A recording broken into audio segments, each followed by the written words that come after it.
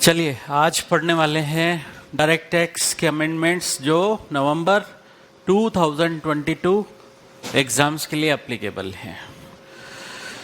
इसमें से कुछ एक अमेंडमेंट्स हम ऑलरेडी कर चुके हैं और कुछ एक करने हैं आज। तो सबसे पहले कैपिटल गेन हेड में अमेंडमेंट्स, कैपिटल एसेट की डेफिनेशन जो सेक्शन 2 क्लॉज 14 में दे रखी है, उसमें हमने यूलिप के बारे में पढ़ा था कि ऐसी यूलिप मतलब यूनिट लिंक्ड इंश्योरेंस प्लान, ये एक तरीके से लाइफ इंश्योरेंस पॉलिसी होती है। लेकिन अगर हम इस पर प्रीमियम सिंगल पॉलिसी है और पॉलिसी की पूरे लाइफ टाइम में हम किसी भी ईयर में 2.5 लाख से ऊपर प्रीमियम पे करते हैं, तो जब मैच्योरिटी के टाइम पर यूलिप का मैच्योरिटी प्रोसीड रिसीव्ड होता है, उस टाइम पर सेक्शन 1010D का एग्जम्पशन नहीं मिलेगा, ऐसा हमने पढ़ा था। और अगर मल्टीपल पॉलिसी हो, और मल्टीपल पॉलिसी की केस में भी उन सारी पॉलिसीज के किसी भी ईयर में, किसी भी एक ईयर में एग्रीगेट प्रीमियम, उन सारी पॉलिसीज का एग्रीगेट प्रीमियम अगर 2.5 लाख को एक्सीड हो जाए, तो मैच्योरिटी प्रोसीड जब रिसीव्ड होगा यूलिप का, उस पर एग्जम्पशन नहीं मिलेगा सेक्शन 1010D में, ऐसा हमने पढ़ा था। एग्जम्पशन नहीं मिलेगा जिसकी वजह से इसका कैपिटल गेन टैक्सेबल होगा। तो गवर्नमेंट ने कैपिटल एसेट की डेफिनेशन में अमेंडमेंट किया था कि ऐसी यूलिप कैपिटल एसेट मानी जाएगी, मानी तो जाएगी कैपिटल एसेट, लेकिन यूलिप से रिलेटेड सारे प्रोविजंस सीए इंटरमीडिएट के सिलेबस से हटा दिए गए हैं। ठीक है, तो इसका मतलब है कि वैसे तो ये प्रोविजन है यहाँ पर प्रैक्टिकल लाइफ में, बट सीए इंटरमीडिएट वालों को यूलिप से रिलेटेड कोई बात नहीं पढ़नी है। तो यूलिप से रिलेटेड मैं बताऊं, मैंने कौन कौन से सेक्शंस में लिखा था यूलिप के बारे में।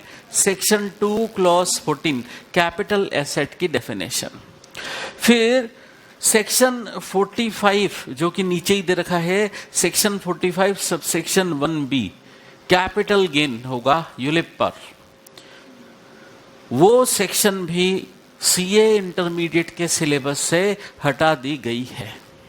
ठीक है, और इस कैपिटल गेन का टैक्स ट्रीटमेंट होता है सेक्शन 112A में।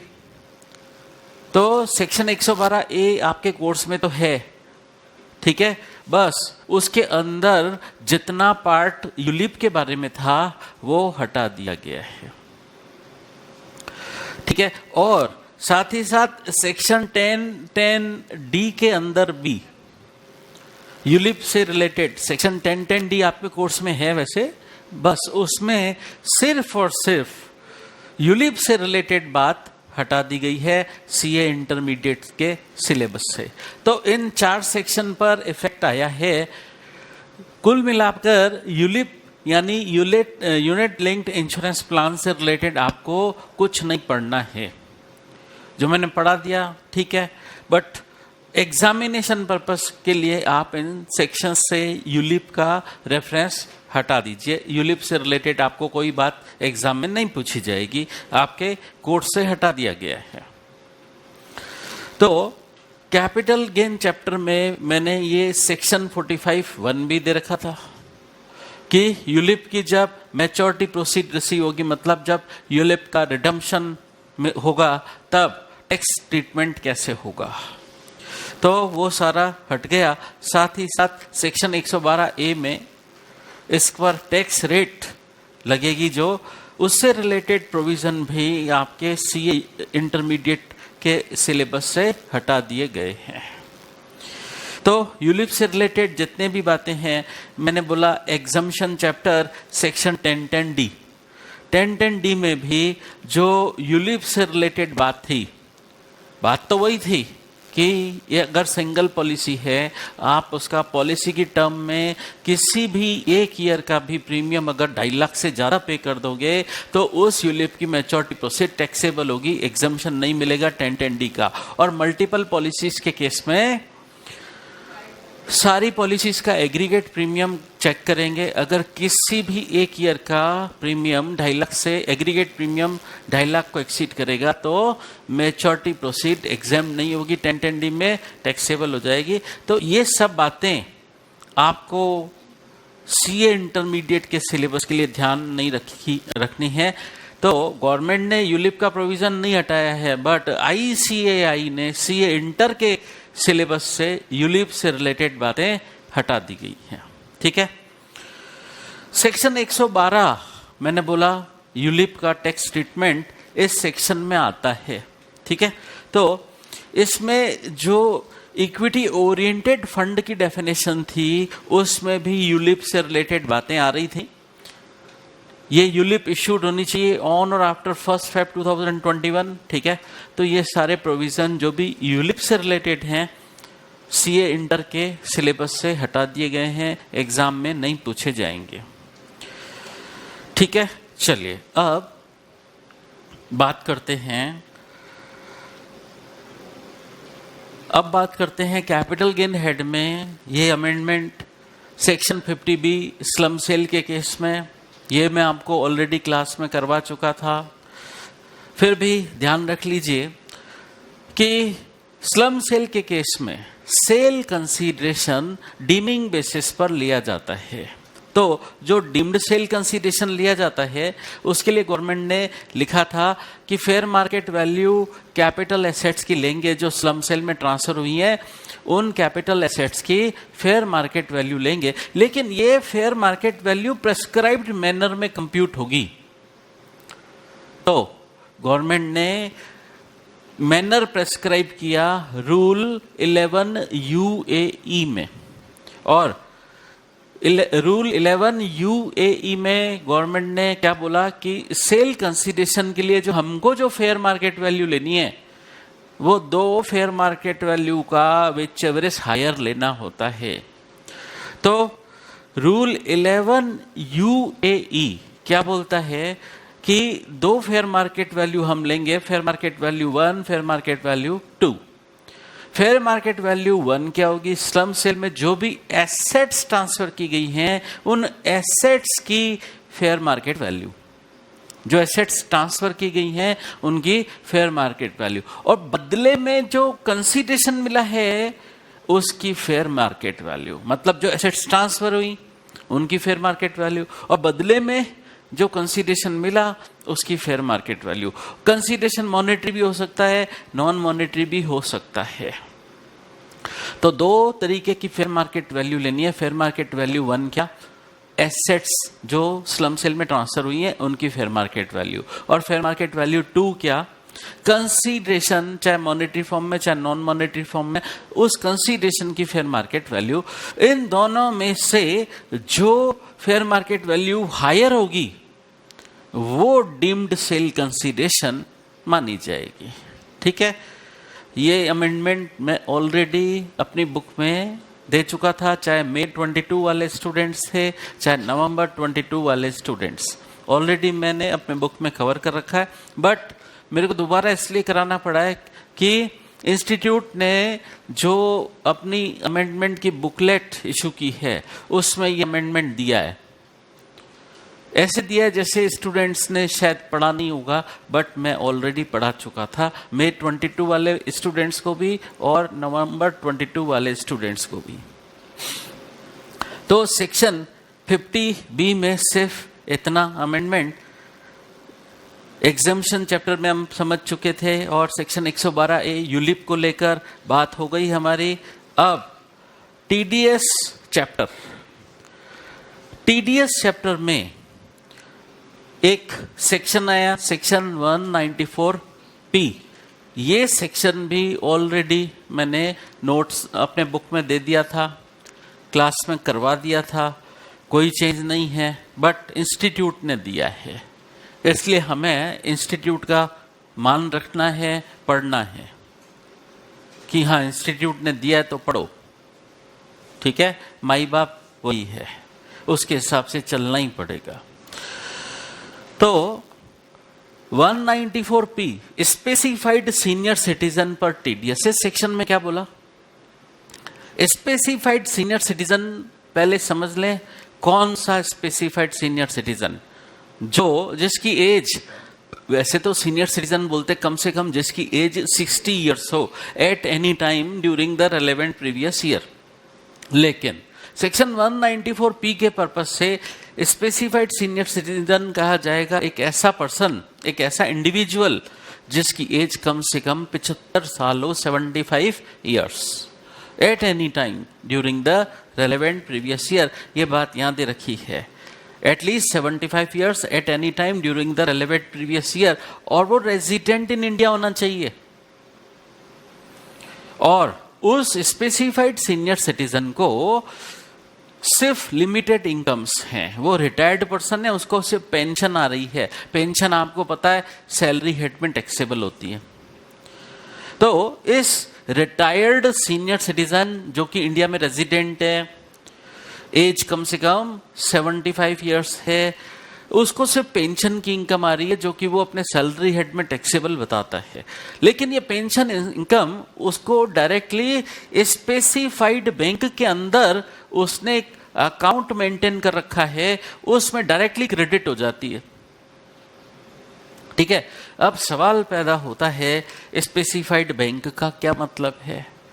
तो स्पेसिफाइड बैंक का मतलब है एक ऐसी बैंकिंग कंपनी जो नोटिफाइड बाय सेंट्रल गवर्नमेंट है, जो कि एक शेड्यूल्ड बैंक है और जिसको आरबीआई ने अपने एजेंट के रूप में अपॉइंट किया है। तो प्रैक्टिकल लाइफ में देखें हम, तीनों कंडीशन फुलफिल हो, वो banking company notified by central government हो, वो एक शेड्यूल्ड बैंक हो और वो आरबीआई की एजेंट हो। तो ये तीनों कंडीशंस में आपको बताऊं SBI state bank of India fulfil करती है। तो आज की डेट में प्रैक्टिकली देखा जाए तो स्पेसिफाइड बैंक हम कहें जो ये तीनों कंडीशंस फुलफिल कर रही है बैंक, वो एसबीआई है, स्टेट बैंक ऑफ इंडिया।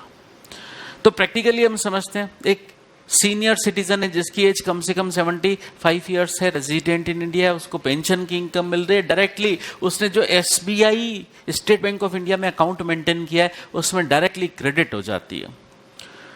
तो डायरेक्टली किसमें क्रेडिट होती होगी? उसने वहां स्पेसिफाइड बैंक में कोई सेविंग अकाउंट मेंटेन किया होगा, उसमें पेंशन डायरेक्टली क्रेडिट हो जाती होगी। अच्छा, अब उसमें सेविंग बैंक अकाउंट में इंटरेस्ट मिलता होगा कि नहीं?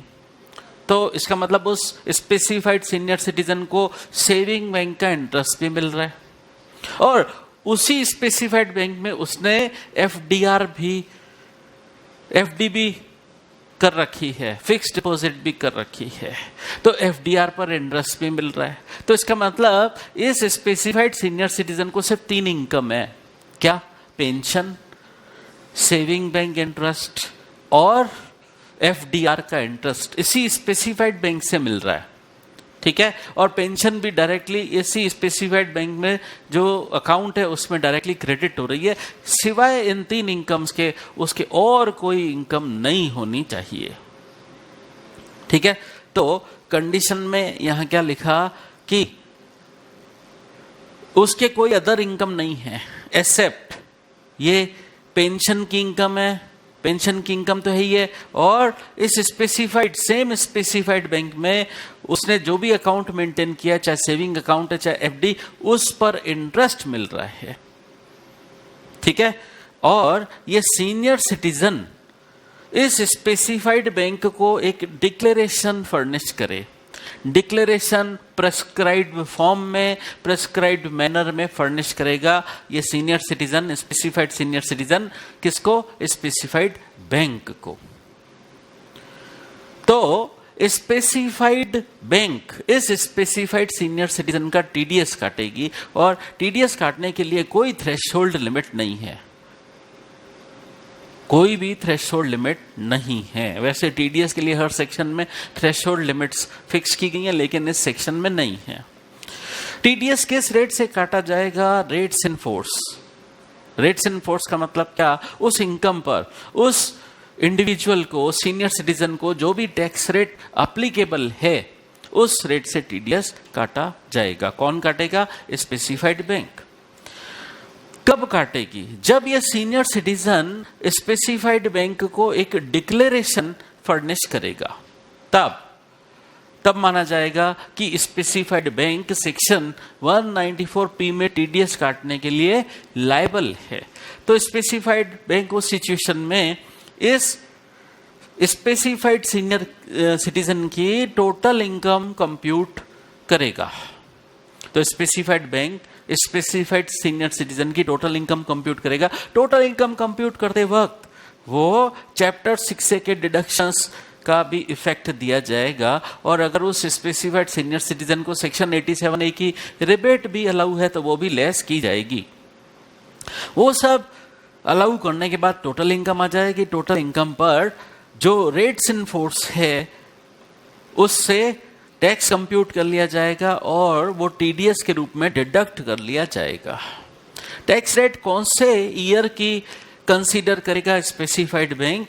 जो भी रेट्स इन फोर्स हैं for the relevant assessment year, मतलब उस ईयर में जो भी टैक्स रेट्स प्रिवेलेंट हैं उससे स्पेसिफाइड बैंक टीडीएस कंप्यूट करेगा। तो स्पेसिफाइड बैंक को स्पेसिफाइड सीनियर सिटीजन से क्या मिलना चाहिए? डिक्लेरेशन मिलना चाहिए, तभी स्पेसिफाइड बैंक टीडीएस डिडक्शन के लिए लायबल है। साथ ही साथ ये सीनियर सिटीजन स्पेसिफाइड बैंक को डिक्लेरेशन तो दे ही, लेकिन मैंने बोला डिडक्शन भी कंसीडर हो जाएंगे चैप्टर 6A के। तो चैप्टर 6A के डिडक्शंस के क्या एविडेंसेस हैं वो भी senior specified senior citizen specified bank को दे। तो स्पेसिफाइड बैंक को स्पेसिफाइड सीनियर सिटीजन से क्या क्या मिला? डिक्लेरेशन मिला, और चैप्टर 6A के डिडक्शंस क्लेम करने के लिए एविडेंसेस मिले। दो चीजें मिली स्पेसिफाइड बैंक को स्पेसिफाइड सीनियर सिटीजन से। ये जो भी डिक्लेरेशन मिला, एविडेंसेस मिले, ये स्पेसिफाइड बैंक अपने रिकॉर्ड्स में रखे, प्रॉपर रिकॉर्ड मेंटेन करे। और मेंटेन तो करे, लेकिन अगर डिपार्टमेंट से प्रिंसिपल CIT और CCIT principal chief commissioner of income tax और कमिश्नर ऑफ इनकम टैक्स अगर मांगे तो बैंक को फर्निश करना पड़ेगा। ठीक है, तो बैंक सारा रिकॉर्ड मेंटेन रखे, और अगर कमिश्नर ये रिकॉर्ड मांगे तो बैंक ये रिकॉर्ड कमिश्नर को फर्निश कर दे। बात समझ आ गई? तो कुल मिलाकर देखा जाए तो इस स्पेसिफाइड सीनियर सिटीजन की लिमिटेड इनकम्स थी, जिस पर जितना भी टैक्स बनता था टीडीएस के रूप में काट कर स्पेसिफाइड बैंक ने गवर्नमेंट को जमा करा दिया। तो अब इस सीनियर सिटीजन को एक बेनिफिट दिया जाएगा। कहने का मतलब, अगर इस स्पेसिफाइड सीनियर सिटीजन का सेक्शन 194P में टीडीएस कट चुका है तो इसको एक बेनिफिट मिलेगा। बेनिफिट क्या मिलेगा? ये specified senior citizen return filing की रिक्वायरमेंट से एग्जेम्प्ट कर दिया जाएगा। इस स्पेसिफाइड सीनियर सिटीजन को अब रिटर्न फाइल नहीं करना होगा अगर उसका सेक्शन 194P में टीडीएस डिडक्ट हुआ है। ठीक है, ये मैं ऑलरेडी क्लास में करा चुका था। इवन मई 22 और नवंबर 22 दोनों अटेम्प्ट के स्टूडेंट्स को क्लास में करवा चुका था, बट इंस्टीट्यूट ने दिया है तो ठीक है, दोबारा पढ़ लिया आपने। सेक्शन 194Q 194Q मैं आजकल बहुत प्रोएक्टिव रहता हूँ। प्रोएक्टिव क्या? जो इंस्टीट्यूट बाद में बताएगा वो पहले ही शामिल कर लो, इवन अपनी बुक में ही शामिल कर लो, ताकि बाद में लोड ना पड़े। ठीक है, तो 194P TDS on purchase of goods. हाँ, इस सेक्शन में कुछ एक नया सर्कुलर आया है छोटा सा, वो भी समझेंगे। तो परचेस पर टीडीएस सेक्शन 194Q हम पढ़ चुके हैं। जो बायर होता है चाहे वो रेजिडेंट है चाहे नॉन रेजिडेंट है। अगर बायर का इमीडिएटली प्रीसीडिंग फाइनेंशियल ईयर का टर्नओवर 10 करोड़ को एक्सीड करे, किस इमीडिएटली प्रीसीडिंग फाइनेंशियल ईयर का, जिस साल उसने परचेस किए, परचेस जिस साल किए उससे इमीडिएटली प्रीसीडिंग ईयर का टर्नओवर 10 करोड़ को एक्सीड करे, तो जो उसने करंट ईयर में परचेस किए, अगर एक सिंगल पार्टी से उसने 50 लाख से एक्सीडिंग परचेस की है, तो जितना 50 लाख से एक्सीडिंग परचेस की है उस एक्सेस अमाउंट पर 0.1% की रेट से टीडीएस अप्लीकेबल है। सेक्शन 194 क्यू में कौन डिडक्ट करेगा टीडीएस? बायर। बायर सेलर को पेमेंट करते वक्त टीडीएस डिडक्शन करेगा। ठीक है, यह हम ऑलरेडी पढ़ चुके हैं। अब इस सेक्शन में कुछ खास बातें थी। जब मैंने बोला कि 10 करोड़ को चेक करने के लिए टर्नओवर देखा जाएगा। टर्नओवर के अंदर, टर्नओवर का मतलब क्या? टोटल सेल्स, ग्रॉस रिसीप्ट्स और turnover from business. From business को मैंने बोल्ड करके दे रखा है। इसमें मैंने पहले ही क्लियर कर दिया था कि ये 10 करोड़ की काउंटिंग में जब टर्नओवर लेंगे तो नॉन बिजनेस एक्टिविटी का टर्नओवर इंक्लूड नहीं किया जाएगा। तो 10 करोड़ की लिमिट में सिर्फ बिजनेस एक्टिविटी, कमर्शियल एक्टिविटी का टर्नओवर इंक्लूड करना है। Non business activity, non commercial activity का टर्नओवर इंक्लूड नहीं करना है। और सेक्शन 194 क्यों पहले साल से एप्लीकेबल नहीं होगा, in the year of incorporation से एप्लीकेबल नहीं होता है। क्यों? फॉर एग्जांपल एसएससी कंपनी है, इमीडिएटली प्रीसीडिंग ईयर का टर्नओवर, इसी साल ही कंपनी इनकॉर्पोरेट हुई है और इमीडिएटली प्रीसीडिंग ईयर का टर्नओवर तो 0 है।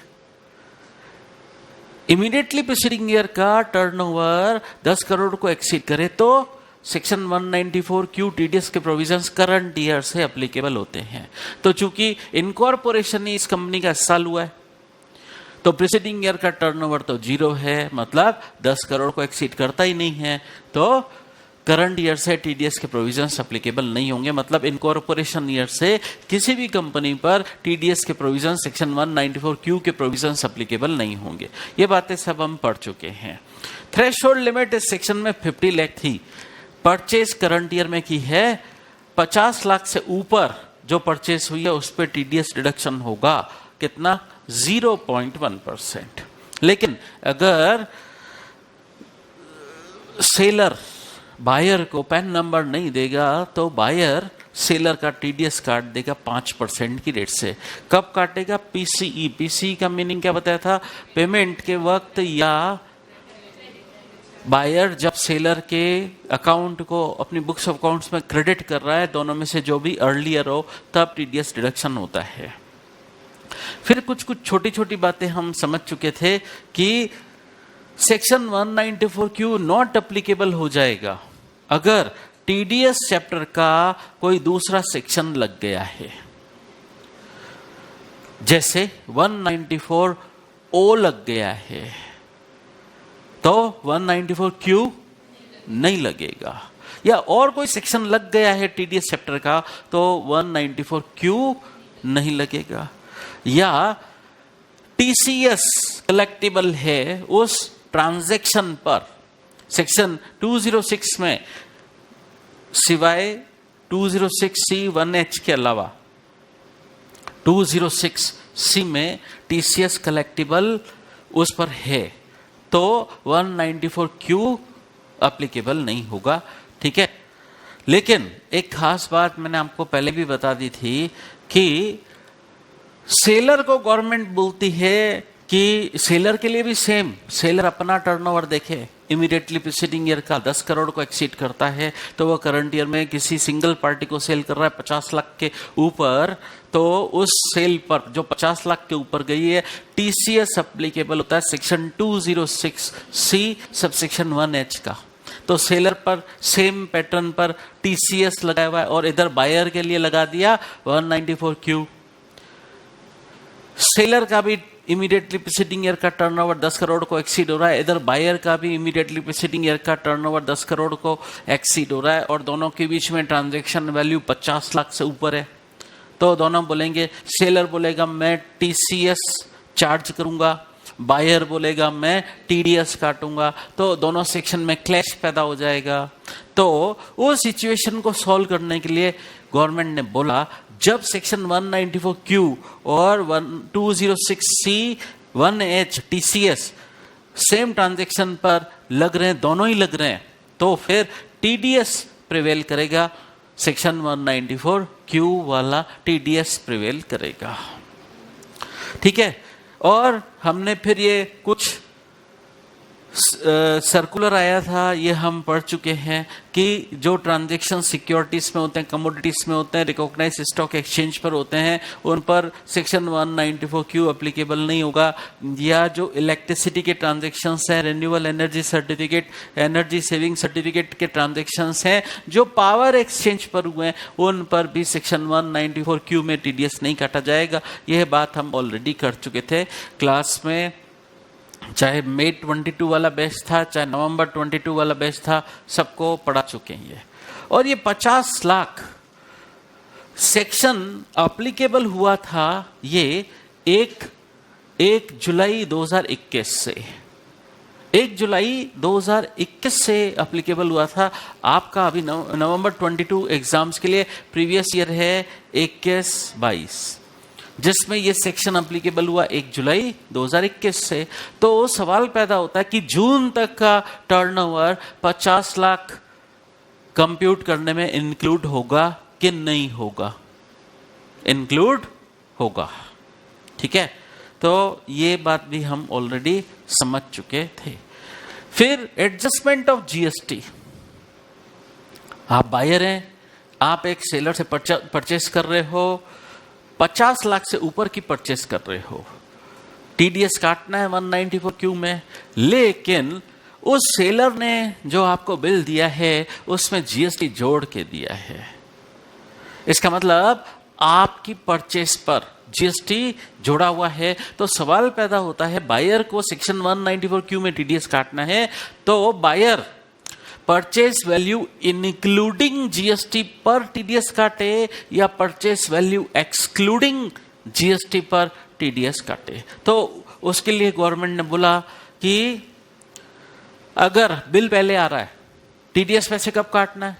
या तो पेमेंट कर रहे हो या सेलर के अकाउंट को बायर अपनी बुक्स में क्रेडिट कर रहा है, विच एवर इज अर्लियर। तो मान लो क्रेडिट कर रहा है, मतलब क्या? पहले बिल आया है, पहले बिल आया, पेमेंट बाद में होना है। ठीक है, तो टीडीएस काटना है। जो बिल आया है उसमें जीएसटी कंपोनेंट इंडिकेट हो रखा है सेपरेटली, तो जो टीडीएस काटना है सेक्शन 194Q में, वो purchase value without including GST पर काटना है। इसका मतलब कौन सी वैल्यू पर टीडीएस काटना है, कौन सी वैल्यू पर टीडीएस काटना है सेक्शन 194Q में? Purchase value excluding GST. ठीक है, हाँ। लेकिन अगर आप बायर हो, सेलर को एडवांस पेमेंट भेज रहे हो, तो पेमेंट करते वक्त भी टीडीएस काटना है, क्योंकि क्रेडिट और payment which ever is earlier.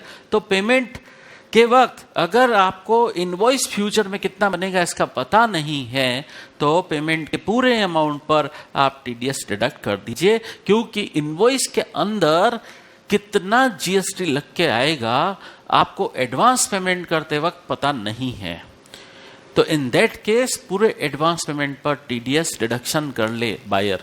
ठीक है, अब ये बातें तो हम ऑलरेडी क्लास में पढ़ चुके थे, एक छोटी सी बात और आई है, वो समझते हैं। काफी लोगों ने ऑब्जेक्शन किया, आपने जीएसटी के ट्रीटमेंट का तो बता दिया, लेकिन कुछ गुड्स पर अभी दूसरे वाले इनडायरेक्ट टैक्सेस लग रहे हैं, एक्साइज ड्यूटी लग रही है, वैट लग रहा है, सेल टैक्स लग रहा है, वगैरह वगैरह। मतलब ऐसे ट्रांजैक्शंस जिस पर जीएसटी नहीं लग रहा है, वेरियस स्टेट लेवीज लग रही हैं, जीएसटी के अलावा दूसरे टैक्सेस लग रहे हैं, जैसे वेट, सेल टैक्स और एक्साइज ड्यूटी और सीएसटी, सेंट्रल सेल टैक्स। तो उसके लिए क्लैरिफिकेशन की जरूरत थी। तो गवर्नमेंट ने फिर सीबीडीटी ने सर्कुलर निकाला, सर्कुलर नंबर 20/2021, 25 नवंबर 2021 को। ये क्लास में पेंडिंग था, ये नहीं कराया मैंने, इसलिए मैंने जानबूझकर इसको बोल्ड कर दिया ताकि आपका इस पर ध्यान जाए। ये आपके बुक में नहीं है, अभी पढ़ रहे हैं हम, तो पढ़ तो रहे हैं, लेकिन है क्या ये चीज? गवर्नमेंट ने बोला कि जैसा जीएसटी का ट्रीटमेंट होता है वैसे ही अदर इनडायरेक्ट टैक्स का ट्रीटमेंट हो जाएगा। इसका मतलब क्या? अगर कोई ऐसा ट्रांजैक्शन है जिस पर अदर इनडायरेक्ट टैक्स लग रहे हैं, VAT, sale tax, excise duty, CST वगैरह लग रहे हैं, तो buyer purchase value excluding these indirect taxes, उस पर टीडीएस काटेगा। मतलब जैसे जीएसटी का ट्रीटमेंट होता है वैसे अंदर अदर इनडायरेक्ट टैक्सेस का ट्रीटमेंट हो जाएगा, कोई दिक्कत नहीं है। तो यहां पर भी बोला without including such VAT, sale tax, excise duty, CST, जो परचेज वैल्यू है उस पर टीडीएस रिडक्शन होगा। और यहां पर भी वही बात बोली कि ये तो बिल आया तब, क्रेडिट मतलब बिल आना, लेकिन अगर पेमेंट पहले भेज रहे हैं एडवांस, तो उस वक्त फ्यूचर में इनवॉइस कितना आएगा, उसके अंदर अदर इनडायरेक्ट टैक्सेस कितने लग के आएंगे अभी पता नहीं है। तो एडवांस पेमेंट जितना भी भेजा जा रहा है पूरे होल अमाउंट पर टीडीएस काट दीजिए सेक्शन 194Q में।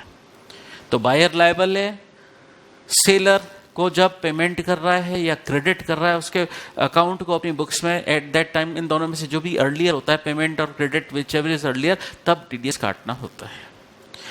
परचेज रिटर्न का एडजस्टमेंट हम ऑलरेडी समझ चुके थे कि परचेज की टीडीएस काटना है, लेकिन जब टीडीएस काटने बैठे हैं और परचेज रिटर्न हो गई तो क्या नेट परचेज पर टीडीएस काटना होगा? यस। लेकिन परचेज रिटर्न का बाद में पता पड़ता है, परचेज कर ली, टीडीएस काट लिया, गवर्नमेंट को जमा भी करा दिया, उसके बाद परचेज रिटर्न हुई, उस केस में क्या होगा? तो फिर कम अमाउंट पे टीडीएस काटना था, नेट परचेज वैल्यू पे टीडीएस काटना था, तो ज्यादा वैल्यू पर कट चुका है। अब सोचिए कि इस सेम पार्टी से नेक्स्ट परचेज होगी कि नहीं होगी। अगर नहीं होगी तो ठीक है, ज्यादा टीडीएस कट गया, जमा हो गया, कोई दिक्कत नहीं है। लेकिन अगर इस सेम सेलर से आप और नेक्स्ट परचेस करोगे तो नेक्स्ट परचेस पर फिर आपने पहले वाले ट्रांजैक्शन पर ज्यादा टीडीएस काट लिया था, तो सब्सिक्वेंट जो परचेस करेंगे उस पे जो टीडीएस काटना है, उस नेक्स्ट ट्रांजैक्शन, नेक्स्ट परचेस पर टीडीएस कम काटिएगा, टू दैट एक्सटेंट कम काटिएगा। ठीक है, लेकिन कोई एडजस्टमेंट करने की जरूरत नहीं है। अगर सेलर ने जो आपने परचेस रिटर्न किया था उसके बदले में उसने गुड्स रिप्लेस कर दिया, नया भेज दिया, तो कोई एडजस्टमेंट करने की जरूरत नहीं है। ये सब पढ़ चुके हैं। नॉन रेजिडेंट बायर के केस में बायर रेजिडेंट हो चाहे नॉन रेजिडेंट हो, सेक्शन लगती है। सेलर का रेजिडेंट होना जरूरी है। बायर तो रेजिडेंट भी हो सकता है, नॉन रेजिडेंट भी हो सकता है, सेक्शन 194Q लगती है। ठीक है, लेकिन एक खास बात, बायर नॉन रेजिडेंट है, सेक्शन तभी लगेगी उसने जो परचेज ऑफ गुड्स किया है वो परमानेंट एस्टेब्लिशमेंट इन इंडिया से कनेक्टेड होना चाहिए। मतलब बायर मान लो नॉन रेजिडेंट है, वो परचेस कर रहा है, उसने जो परचेस की है उसके परमानेंट एस्टेब्लिशमेंट इन इंडिया से वो परचेस कनेक्टेड होनी चाहिए। अगर वो परचेस उसके परमानेंट एस्टेब्लिशमेंट से कनेक्टेड नहीं है तो बायर टीडीएस डिडक्शन के लिए लायबल नहीं है। ठीक है, सेलर जिसकी सारी इनकम एग्जम्प्ट है, एंटायर इनकम एग्जम्प्ट है, तो फिर बायर उस ट्रांजैक्शन पर टीडीएस नहीं काटेगा। लेकिन अगर सेलर की एंटायर इनकम एग्जम्प्ट नहीं हो, पार्ट इनकम ही एग्जम्प्ट हो तो फिर बायर टीडीएस डिडक्शन के लिए लायबल है। फिर अदर क्लैरिफिकेशंस, ये बात मैंने अभी पहले बता दी। ऐसा कोई ट्रांजैक्शन जिस पर 194O, कौन सा वाला, ईसीओ वाला, 194O ईसीओ क्या, इलेक्ट्रॉनिक कॉमर्स ऑपरेटर, तो वो वाला टीडीएस का सेक्शन एप्लीकेबल है। 194O लग गया तो 194Q सेम ट्रांजैक्शन पर अप्लीकेबल नहीं होगा। ये बात तो पहले ही 194 मैं तो यूं कहूं 194 ओ क्या टीडीएस चैप्टर का और भी कोई सेक्शन लग गया तो 194 क्यू नॉट अप्लीकेबल हो जाती है। ठीक है, तो इसका मतलब क्या 194 ओ और 194 क्यू में से प्रायोरिटी किसकी कौन प्रिवेल करेगा? 194 क्यू प्रिवेल करेगा। फिर 194 हाँ ओ प्रिवेल करेगा। ठीक है, देखिए मैंने आपको ये बोला कि 194 ओ और 194 क्यू, 194 ओ और 194 क्यू में प्रायोरिटी 194 ओ की है। 194 ओ की कंप्लायंस हो गई है तो 194 क्यू में टीडीएस काटने की जरूरत नहीं है। और वो 194 क्यू में ऑलरेडी दे रखा है कि टीडीएस चैप्टर का और कोई सेक्शन लग गया है तो 194 क्यू नहीं लगेगा। तो अगर 194 ओ लग गया है तो 194 क्यू नॉट अप्लीकेबल हो जाएगा। ठीक है, फिर 194 ओ और 206C सबसेक्शन 1H ये टीसीएस का सेक्शन है। सेलर जिसका इमीडिएटली प्रीसीडिंग ईयर का टर्नओवर 10 करोड़ को एक्सीड कर रहा है और वो करंट ईयर में किसी सिंगल पार्टी को 50 लाख की सेल कर रहा है, 50 लाख से एक्सीडिंग सेल कर रहा है, तो उस एक्सीडिंग सेल वैल्यू पर 0.1% टीसीएस भी चार्ज करेगा सेलर बायर से, ऐसा हमने पढ़ा था। तो अगर टीडीएस का सेक्शन 194 ओ ये टीडीएस का है और ये टीसीएस का है, एक ही ट्रांजैक्शन पर दोनों सेक्शन अप्लीकेबल हो रहे हैं तो क्या प्रिवेल करेगा?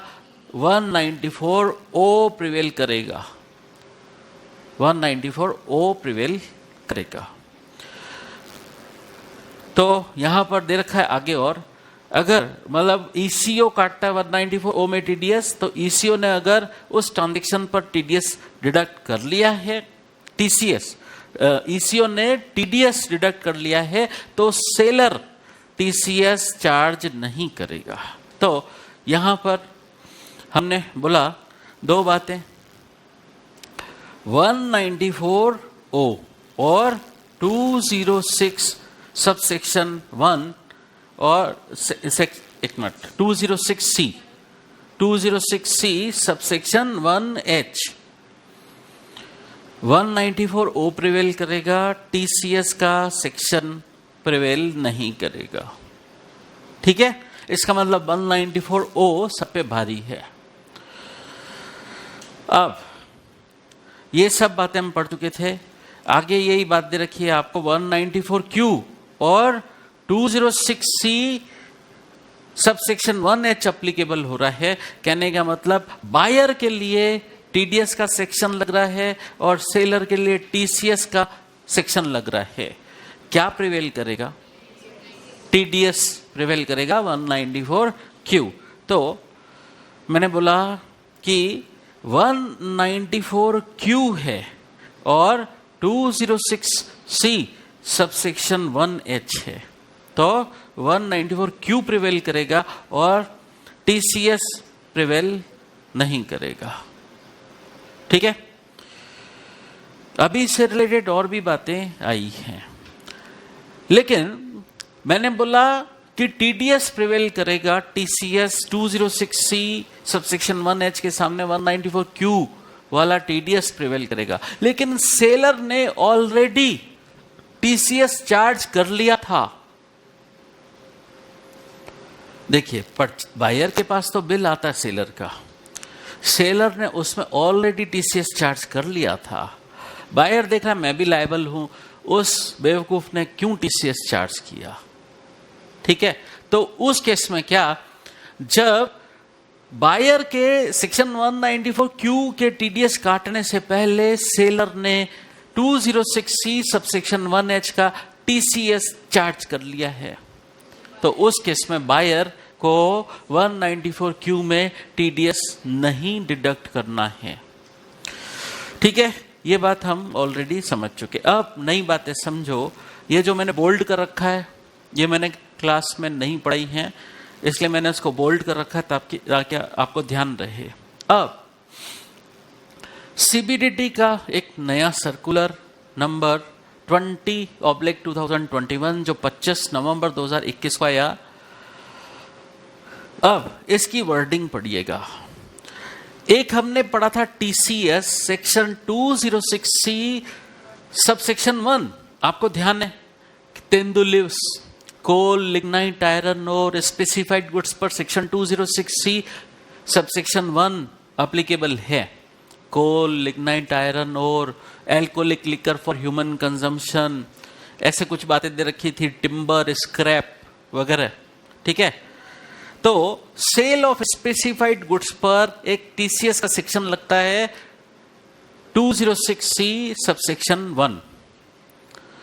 जब हमने ये सेक्शन पढ़ा था, इसमें हमने एक बात पढ़ी थी कि सेलर बायर से टीसीएस कलेक्ट नहीं करेगा।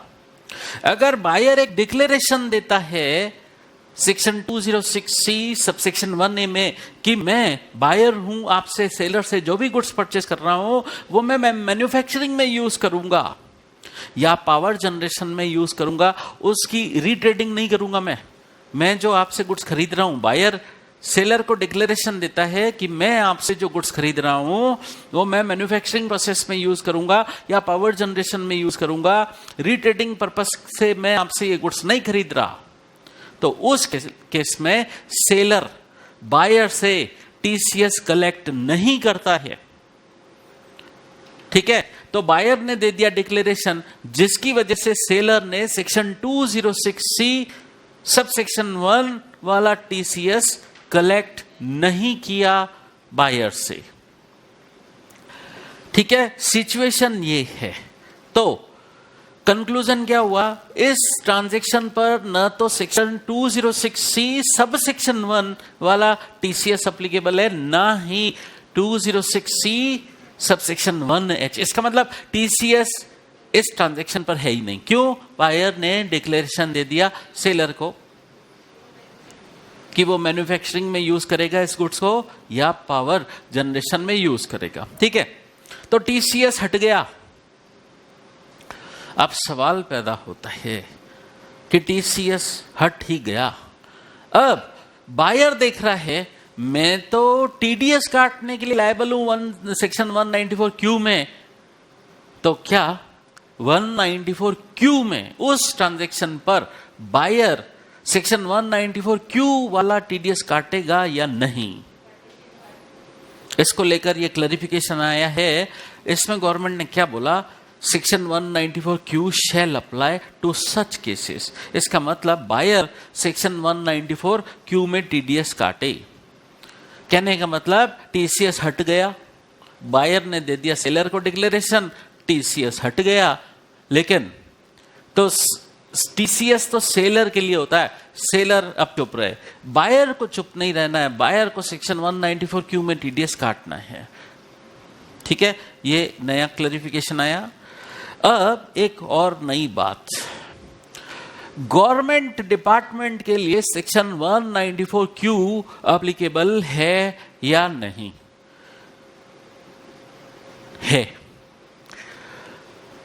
ठीक है। इस पर मतलब मैं कहूँ जोधपुर में मैंने काफ़ी लोगों से डिस्कस किया, काफ़ी लोगों ने यही जवाब दिया कि नहीं, इस पर नहीं होना चाहिए, गवर्नमेंट ऑफिस के साथ ट्रांजैक्शन है, नहीं होना चाहिए। बट सेक्शन में कहीं नहीं लिखा था कि गवर्नमेंट डिपार्टमेंट के साथ ट्रांजैक्शंस पर सेक्शन 194Q में टीडीएस होगा कि नहीं होगा। इसको लेकर क्लैरिफिकेशन आ गया है। क्या आया है देखिए। अब इस बात को ऐसे समझो, मैं गवर्नमेंट डिपार्टमेंट हूं, मैं बायर हूं, आप एक नॉर्मल सेलर हो, मैं आपसे गुड्स परचेस कर रहा हूं, ठीक है। इस परचेस पर मैं आपका टीडीएस काटूंगा। टीडीएस आपका कट रहा है, आप एक नॉर्मल पर्सन हो तो भले ही कटे टीडीएस। मैं बायर हूं, गवर्नमेंट डिपार्टमेंट हूं, मैं टीडीएस काटूंगा आपका। तो कहने का मतलब ये कि अगर कोई गवर्नमेंट डिपार्टमेंट बायर की कैपेसिटी में है तो टीडीएस कटेगा। लेकिन कंडीशन है वो गवर्नमेंट डिपार्टमेंट जो बायर है वो बिजनेस एक्टिविटी तो कर रहा होना चाहिए, कमर्शियल एक्टिविटी तो करना चाहिए। क्यों? अगर बायर कोई बिजनेस एक्टिविटी नहीं करता, कमर्शियल एक्टिविटी नहीं करता, तो फिर वो टीडीएस काटने के लिए लायबल नहीं है। इसका मतलब दो टाइप के गवर्नमेंट डिपार्टमेंट, अगर वो गवर्नमेंट डिपार्टमेंट बिजनेस एक्टिविटी करता है तो सेक्शन 194Q में टीडीएस काटने के लिए लायबल है। अगर वो गवर्नमेंट डिपार्टमेंट बिजनेस एक्टिविटी नहीं करता है तो टीडीएस काटने के लिए लायबल नहीं है। क्यों? ऐसा क्यों? अरे वो तो सेक्शन की मेन बॉडी में ही दे रखा था। सेक्शन की मेन बॉडी में ही पढ़ो, बायर की डेफिनेशन जब दी गई उसमें क्या बोला गया? बायर का टर्नओवर फ्रॉम बिजनेस, ठीक है, ऑलरेडी दे ही रखा है। तो अगर बायर बिजनेस एक्टिविटी कर रहा है, इवन इफ वो एक गवर्नमेंट डिपार्टमेंट है, तो वो सेलर का टीडीएस डिडक्ट करेगा सेक्शन 194Q में। लेकिन इसका रिवर्स देखते हैं, अगर कोई गवर्नमेंट डिपार्टमेंट है वो सेलर है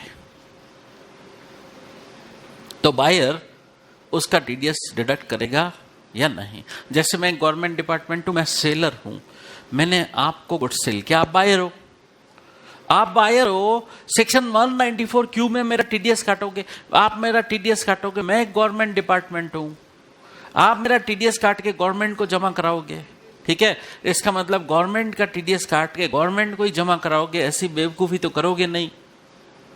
तो इस केस में अगर गवर्नमेंट डिपार्टमेंट सेलर है तो फिर उस केस में अगर गवर्नमेंट डिपार्टमेंट जो सेलर है टीडीएस डिडक्शन नहीं करेगा बायर सेक्शन 194Q में। तो दो बातें बोली मैंने। अगर कोई गवर्नमेंट डिपार्टमेंट बायर है तो सेक्शन 194Q में टीडीएस काटना है। लेकिन अगर उस ट्रांजैक्शन में गवर्नमेंट डिपार्टमेंट सेलर है तो 194Q में टीडीएस नहीं काटा जाएगा, ठीक है। अब इसमें एक छोटी सी और बात, hence TDS under section 194Q shall be deducted by the buyer. इसलिए अगर कोई गवर्नमेंट डिपार्टमेंट बायर है तो 194Q में टीडीएस कटेगा। तो कोई पब्लिक सेक्टर अंडरटेकिंग है, कोई गवर्नमेंट कॉरपोरेशन है, कॉरपोरेशन एस्टेब्लिश्ड अंडर सेंट्रल और स्टेट एक्ट, या कोई any other government authority body entity है, अगर वो बायर है तो टीडीएस डिडक्ट करेगा सेलर का, ठीक है। तो ये एक नई बात अभी आई है जो नवंबर 22 एग्जाम्स में फर्स्ट टाइम अप्लीकेबल होगी। ये हमने टीडीएस चैप्टर को लेकर बातें की। टीसीएस चैप्टर में हमने एक सेक्शन पढ़ा था, सेक्शन 206C सबसेक्शन 1G। इसमें हमने पढ़ा था रेमिटेंस हो अगर through LRS liberalised remittance scheme में अगर आप फॉरेन में पैसा रेमिट करते हो तो टीडीएस कटता है। किस रेट से कटता है? नॉर्मली 5%। जो 7 लाख के ऊपर की रेमिटेंस होती है उस पर 5% टीसीएस कौन कलेक्ट करेगा? अथोराइज डीलर जिसके थ्रू आप रेमिटेंस कर रहे हो। लेकिन अगर ये पैसा किसी एजुकेशनल लोन का है तो फिर टीसीएस की रेट 5% के बजाय 0.5% हो जाती है। ये सब पढ़ चुके हैं। ये जो सेक्शन है सेक्शन 206C सबसेक्शन 1G, ये एक और केस में भी एप्लीकेबल है। OTPP overseas tour program package पर तो जो टूर ऑपरेटर है, सेलर है, उसको 5% की रेट से टीसीएस चार्ज करना होता है। इसमें कोई थ्रेशोल्ड लिमिट भी नहीं है। ऊपर जो रेमिटेंस टू LRS थी उसमें थ्रेशोल्ड लिमिट थी 7 लाख, लेकिन OTPP में एनी अमाउंट मतलब कोई थ्रेशोल्ड लिमिट नहीं है। ये हम पढ़ चुके हैं। तो मैंने बोला section 206C subsection 1G TCS का सेक्शन है। किस पर? LRS और OTPP। इस पर 5% है टीसीएस। तो जो भी सेलर है वो बायर से टीसीएस कलेक्ट करेगा, चार्ज करेगा। लेकिन ये सेक्शन 206C सबसेक्शन 1G के प्रोविजंस एप्लीकेबल नहीं होंगे। एक केस में ये एक नया नोटिफिकेशन आया है, ये अमेंडमेंट है, मैंने बोल्ड कर रखा है, ये अमेंडमेंट है कि ये सेक्शन नहीं लगेगा अगर बायर इंडिविजुअल है और वो इंडिया में रेजिडेंट नहीं है, इंडिया में सिर्फ विजिट के लिए आया है। इंडिया में वो देखिए क्या बोला मैंने, बायर इंडिविजुअल है, वो इंडिया में रेजिडेंट नहीं है, मतलब एनआरआई है, और वो इंडिया में विजिट के लिए आया है। वो रेजिडेंट नहीं है, कैसा रेजिडेंट, वो न तो सेक्शन 6(1) वाला एक्चुअल रेजिडेंट है और न ही वो सेक्शन 6 सबसेक्शन 1A वाला डीम्ड रेजिडेंट है। इसका मतलब न तो वो एक्चुअल रेजिडेंट है न ही डीम्ड रेजिडेंट है, बस वो इंडिया में विजिट के लिए आया है, वो बायर है, इंडिविजुअल है। इस केस में उसका इन दोनों ट्रांजैक्शंस पर LRS हो चाहे OTPP हो, इस पर TCS section 206C subsection 1G applicable नहीं होगा। ठीक है, बस ये नोटिफिकेशन नया था। फिर filing of return chapter section 139 subsection 1 compulsory filing of return वाला जो सेक्शन है, इसमें मैं ऑलरेडी बता चुका था आपको, कंपनी पार्टनरशिप फर्म वगैरह को रिटर्न फाइल करना कंपल्सरी है। फिर बता चुका था OR इंडिविजुअल HF को अगर वो बेनिफिशियल ऑनर है, बेनिफिशियरी है, ITR फाइलिंग मैंडेटरी है। थर्ड कैटेगरी मैंने बताई थी कि अगर total income without giving effect to chapter 6 के डिडक्शंस और कैपिटल गेन हेड के एग्जाम्पशंस का इफेक्ट दिए बगैर अगर total income basic income exemption limit को एक्सीड कर जाए तो रिटर्न फाइलिंग मैंडेटरी है। ये सब ऑलरेडी पढ़ चुके हैं। एक नई बात जिसको हम बोलते हैं सेक्शन 139 सबसेक्शन 1 में 7th प्रोविजो, जिसको इकोनॉमिक क्राइटेरिया बोला जाता है। भले ही आपकी इनकम टैक्सेबल रेंज में नहीं आ रही है तो भी आपको रिटर्न फाइल करने के लिए मैंडेटरी, रिटर्न फाइल करना आपके लिए कंपल्सरी माना जाता है। ठीक है, इसमें हमने ये पढ़ लिया था कि कोई पर्सन है अपने करंट अकाउंट में जो उसने एक बैंक में, वो बैंक चाहे नॉर्मल बैंक हो चाहे कोऑपरेटिव बैंक हो, एक बैंक में उसके एक से ज़्यादा करंट अकाउंट है तो सबका एग्रीगेट भी करके देखा जाएगा। एक ही करंट अकाउंट है तो एक का ही देखा जाएगा। पूरे साल में during the relevant previous year, पूरे साल में उस करंट अकाउंट में अगर एग्रीगेट डिपॉजिट 1 करोड़ से एक्सीडिंग हुई है तो फिर वो पर्सन ITR फाइलिंग करना उसके लिए मैंडेटरी है, इवन इफ उसके कोई टैक्सेबल इनकम है ही नहीं। ये हमने पढ़ा, इसको हम बोलते हैं इकोनॉमिक क्राइटेरिया। ठीक है, जो कि 7th प्रोविजो 2 सेक्शन 139 सबसेक्शन 1 में दे रखा है। ये बातें पहले से ही है। फिर हमने पढ़ा था कि फॉरेन ट्रेवल कर रहे हैं, खुद की फॉरेन ट्रेवल का खर्चा या किसी दूसरे पर्सन की फॉरेन ट्रेवल का खर्चा, पूरे साल का aggregate during the relevant previous year अगर 2 लाख को एक्सीड हो जाए तो ITR फाइलिंग मैंडेटरी है। तीसरा हमने पढ़ा था अगर आपका इलेक्ट्रिसिटी का bill during the relevant previous year aggregate 1 lakh से ऊपर आता है तो आपके लिए ITR फाइलिंग मैंडेटरी है। फिर पॉइंट नंबर 4 में गवर्नमेंट ने लिखा था या कोई और अदर प्रेस्क्राइब कंडीशन जो फ्यूचर में प्रेस्क्राइब की जाती है, अगर वो क्राइटेरिया आप फुलफिल करते हो तो आपके लिए ITR फाइलिंग मैंडेटरी है। तो इस पॉइंट नंबर D को हम कहें रेजिडुअल कैटेगरी। गवर्नमेंट ने अपना स्कोप खुला छोड़ा कि फ्यूचर में हम ऐसे और ट्रांजैक्शंस भर देंगे जिन केसेस में ITR फाइलिंग मैंडेटरी मानी जाएगी। ये शायद मैंने नवंबर 22 वाले बैच में करवा दिया था, मई 22 वाले बैच में नहीं है। तो गवर्नमेंट ने एक नया रूल इंसर्ट किया, रूल 12AB। ऐसा पर्सन जो बिजनेस रन कर रहा है, अगर उसका sales turnover gross receives business का 60 लाख को एक्सीड हो जाए during the relevant previous year, उसका टर्नओवर 60 लाख को एक्सीड हो जाए during the relevant previous year, तो उसके लिए आईटीआर फाइलिंग मैंडेटरी है। प्रोफेशनल के लिए उसके प्रोफेशन की टोटल ग्रॉस रिसीव्स 10 लाख को एक्सीड हो जाए during the relevant previous year, तो उस रेलेवेंट प्रीवियस ईयर का आईटीआर फाइल करना मैंडेटरी है। बिजनेस प्रोफेशन का पढ़ लिया। बिजनेस के लिए लिमिट कितनी टर्नओवर की? एक्सीडिंग 60 लाख। प्रोफेशनल के लिए टर्नओवर की लिमिट कितनी? 10 लाख। ठीक है, एक्सीड वर्ड लिखा हुआ है, एक्सीड। आप पढ़ रहे हैं एक सीनियर सिटीजन है जिसकी एज कम से कम 60 साल है और वो रेजिडेंट है इंडिया में। अगर उसकी वो जो टीडीएस टीसीएस की क्रेडिट ले रहा है, देखिए फाइनल टैक्स लायबिलिटी जब हम कंप्यूट करते हैं तो दूसरे लोगों ने जो हमारा टीडीएस डिडक्ट कर रखा है, जो हमसे टीसीएस कलेक्ट कर रखा है, उसकी हम क्रेडिट लेते हैं। तो अगर ये रेजिडेंट सीनियर सिटीजन जो है ये जो अपना फाइनल टैक्स पे करते वक्त टीडीएस टीसीएस की क्रेडिट ले रहा है, अगर इसकी ये क्रेडिट कम से कम 50,000 है during the relevant previous year, तो उसको इस रेलेवेंट प्रीवियस ईयर का आईटीआर फाइल करना मैंडेटरी है।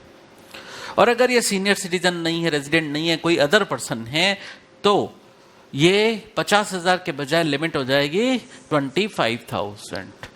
तो अदर पर्सन ने उसकी एग्रीगेट टीडीएस टीसीएस की क्रेडिट अगर 25,000 है एटलीस्ट, तो आईटीआर फाइलिंग मैंडेटरी है, भले ही कोई टैक्सेबल इनकम नहीं है। ठीक है, और शुरू में पढ़ा हमने करंट अकाउंट के लिए लिमिट थी 1 करोड़ से एक्सीडिंग। डिपॉजिट कराया किसी ने करंट अकाउंट में, तो वो पर्सन आईटीआर फाइलिंग उसके लिए मैंडेटरी मानी जाएगी। तो सेविंग अकाउंट के लिए बात नहीं थी, इस बार से सेविंग अकाउंट के लिए भी बात जोड़ दी गई है।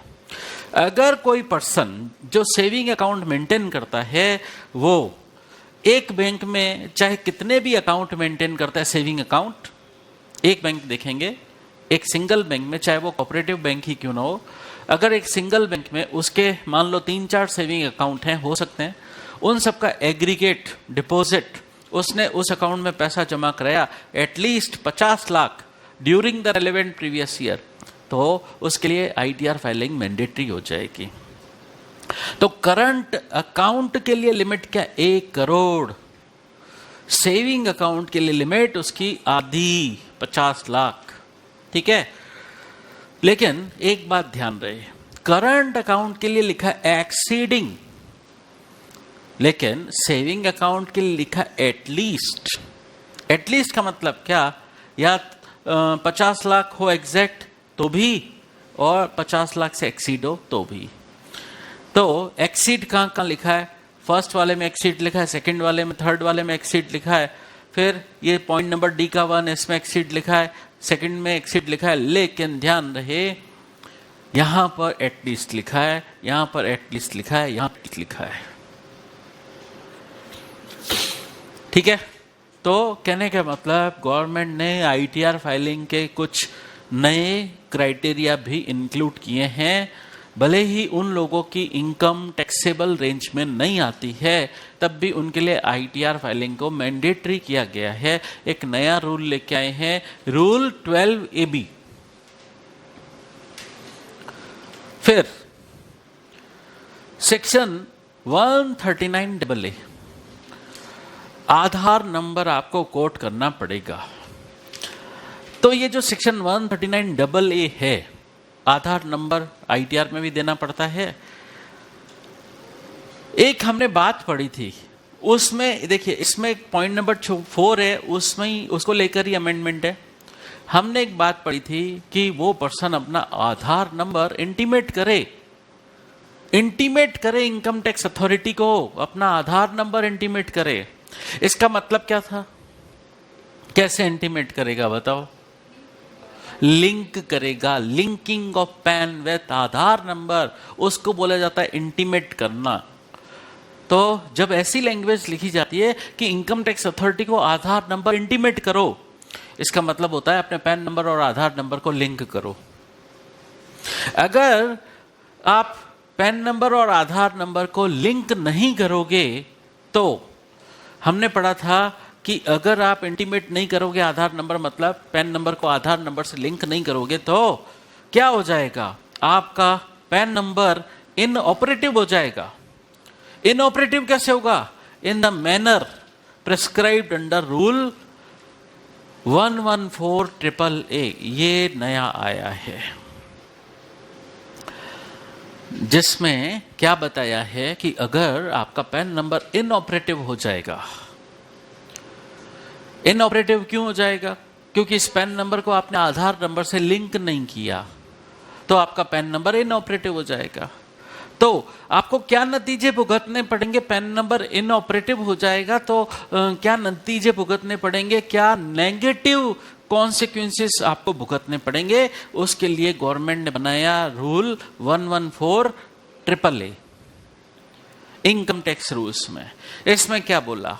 इसमें बोला अगर किसी पर्सन का पैन नंबर इनऑपरेटिव हो जाता है तो वो अपना ये पैन नंबर किसी को भी फर्निश नहीं कर सकता, इंटीमेट नहीं कर सकता, कहीं पर भी कोट नहीं कर सकता, क्योंकि ये इनएक्टिवेट हो गया है, इनऑपरेटिव हो गया है।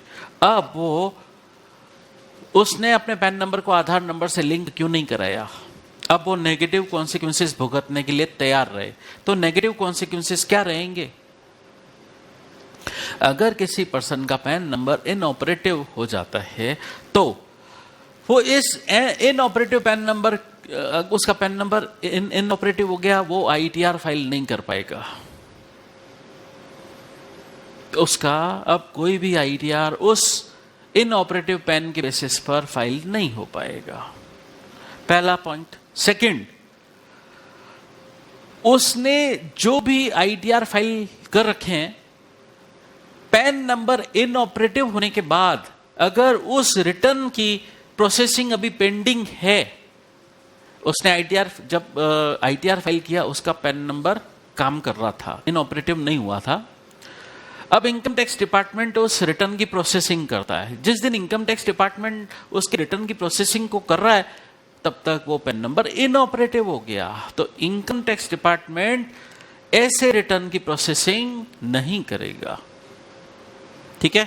तो pending returns will not be processed bye income tax department. और सपोज जब एसएससी ने रिटर्न फाइल किया, उसका पैन नंबर ऑपरेटिव था, चल रहा था, उस रिटर्न के अंदर वो इनकम टैक्स डिपार्टमेंट से टैक्स रिफंड क्लेम कर रहा था, उसका ज़्यादा TDS कट गया था या ज़्यादा एडवांस टैक्स जमा हो गया था, तो उसका टैक्स रिफंड बन रहा था। अब उसको ये टैक्स रिफंड चाहिए था, उसका पैन नंबर इनऑपरेटिव हो गया। तो अब उसको ये पेंडिंग रिफंड भी नहीं मिलेगा, रिफंड अटक जाएगा उसका। ठीक है? तो हम पढ़ रहे हैं कि अगर किसी पर्सन का पैन नंबर इनऑपरेटिव हो जाएगा तो क्या नेगेटिव कॉन्सिक्वेंसेस एप्लीकेबल होंगे। और अगर उसका रिटर्न डिफेक्टिव है, हमने पढ़ा था सेक्शन 139 सबसेक्शन 9, कुछ सिचुएशन में एसएससी का रिटर्न डिफेक्टिव माना जाता है, तो डिफेक्टिव रिटर्न के रेस्पेक्ट में जो पेंडिंग प्रोसीडिंग्स हैं वो अभी तक कंप्लीट नहीं हो पाई थी और पैन नंबर इनऑपरेटिव हो गया, तो वो पेंडिंग प्रोसीडिंग्स वहीं पेंडिंग रह जाएंगी, कंप्लीट नहीं होंगी। ठीक है? और एक बात हमने पढ़ी थी, TDS चैप्टर में भी पढ़ी थी, TCS चैप्टर में भी पढ़ी थी, पैन नंबर नहीं है तो फिर जो पेयर होता है हायर रेट से TDS काटता है, और जो सेलर है, TCS कलेक्टर है, वो हायर रेट से TCS कलेक्शन करता है। इसका मतलब TDS हायर रेट से डिडक्ट होगा, TCS हायर रेट से कलेक्ट होगा। हमने पढ़ा था पैन डिफॉल्टर, पैन नंबर है नहीं, आपका ट्रीटमेंट फिर वैसे ही होगा जैसे आपके पास पैन नंबर है ही नहीं। तो फिर उस सिचुएशन में आपके हायर रेट से TDS TCS डिडक्ट और कलेक्ट होंगे। ठीक है? ये तो इनकम टैक्स डिपार्टमेंट की तरफ से आपको अड़चने मिल जाएंगी देखने को। लेकिन जब आप बैंक में जाओगे, आजकल बैंक के लिए भी पैन नंबर इंपॉर्टेंट है। आप बैंक पर कोई ऑनलाइन ट्रांजैक्शन करना चाहते हो, आपका बैंक में अकाउंट है, ऑनलाइन ट्रांजैक्शन करना चाहते हो, बैंक आपसे केवाईसी नॉर्म्स फुलफिल करवाता है। केवाईसी मतलब know your client, know your client, अपने क्लाइंट को जानो, ठीक है। तो पैन नंबर आज की डेट में एक बहुत ही बड़ा केवाईसी डॉक्यूमेंट बन गया है। तो आपको अपने banking transactions, financial transactions handle करने में भी प्रॉब्लम आएगी अगर आपका पैन नंबर इनऑपरेटिव हो जाता है। और अदर कॉन्सिक्वेंसेस जो पैन नंबर नहीं होने के हैं वो तो अप्लीकेबल होंगे ही। लेकिन अब ये लिस्ट इतनी सारी गवर्नमेंट ने लंबी चौड़ी दे दी कि ये नेगेटिव कॉन्सिक्वेंसेस हैं। अगर आपका पैन नंबर इनऑपरेटिव हो गया तो ये नेगेटिव कॉन्सिक्वेंसेस हैं। लेकिन इन नेगेटिव कॉन्सिक्वेंसेस की एप्लीकेबिलिटी को गवर्नमेंट ने हाल फिलहाल के लिए डेफर कर दिया है। ये नेगेटिव कॉन्सिक्वेंसेस को हाल फिलहाल डेफर कर दिया है, बोला है एप्लीकेबल अभी बाद में होंगे। कब होंगे? 1 अप्रैल 2023 से एप्लीकेबल होंगे, हाल फिलहाल एप्लीकेबल नहीं है। मतलब गवर्नमेंट एक मौका दे दिया उन लोगों को जिन्होंने अपने पैन नंबर को आधार नंबर से लिंक नहीं करवाया है, करवा लें, ठीक है।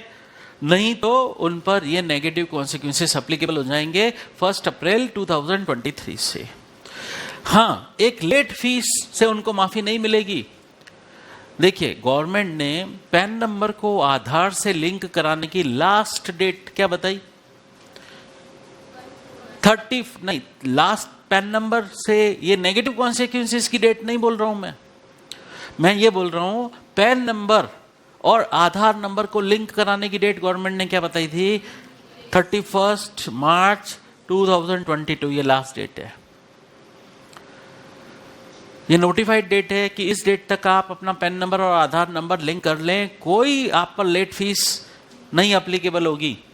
लेकिन अगर इस डेट के बाद करते हो पैन नंबर और आधार नंबर को लिंक, तो क्या होगा? इस डेट के बाद करते हो तो क्या होगा? लेट फीस लगेगी। लेकिन गवर्नमेंट ने लेट फीस के 2 स्लैब फिक्स कर दिए। बोला 30 जून 2022 तक भी जो लिंक करवा देता है अपने पैन नंबर और आधार नंबर को, उसके लिए 500 रुपया, और इस डेट के बाद जो लिंक कराएगा उसके 1000 रुपए लगेंगे लेट फीस। कब? लिंकिंग के टाइम पर। इस डेट के बाद जब वो लिंकिंग कराएगा पैन नंबर और आधार नंबर को, अगर 30 जून 2022 तक करवा ले तो 500 रुपए लेट फीस लगेगी, और अगर 30 जून 2022 के बाद अपने पैन नंबर और आधार नंबर को लिंक करवाएगा तो 1000 रुपए लगेगी। तो ये लेट फीस का सेक्शन है, सेक्शन 234H।